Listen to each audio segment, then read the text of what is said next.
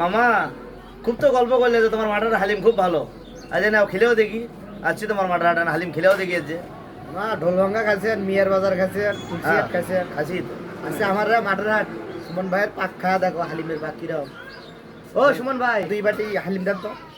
ভাই একটু মশলা বাড়িয়ে দিচ্ছি।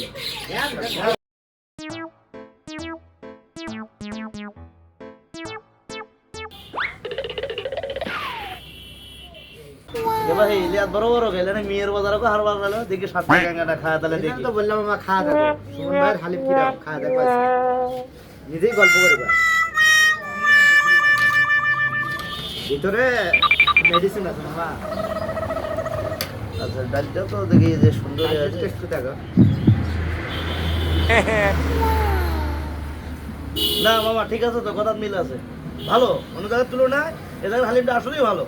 অথচ মানুষ মোটরসাইকেল দিয়া বা অটো রিজার্ভ নিয়ে যায় মিয়ার বাজার যায় গাইবান্ধা। আরে আমরাই তো খাই আসলাম সেই দিন ওখান থেকে এখানে হাতের কাছে পাচ্ছি। এটা কি সুমন ভাইয়ের দোকান না? সুমন ভাই সুমন ভাইয়ের হালিম ঘর। তাহলে কিরকম টেস্টটা? না ভালো ভালো এখন থেকে বাইরে তার যুক্তি আছে? না না বাইরে আর যাবো না প্রশ্নই আসে না এখন এখানে এসে খাবো তো ভালো। ভাই মাঠারহাট সুমন ভাইয়ের হালিমের দোকান মাঠারহাট। সুমন হালিম ঘর না সুমন ভাইয়ের দোকান। আচ্ছা ঠিক আছে বন্ধু বান্ধব যারা আছে সবাইকে বলে দেবো এখানে এসে যেন হালিম খায়। খুব অবশ্যই স্বাদ। অবশ্যই।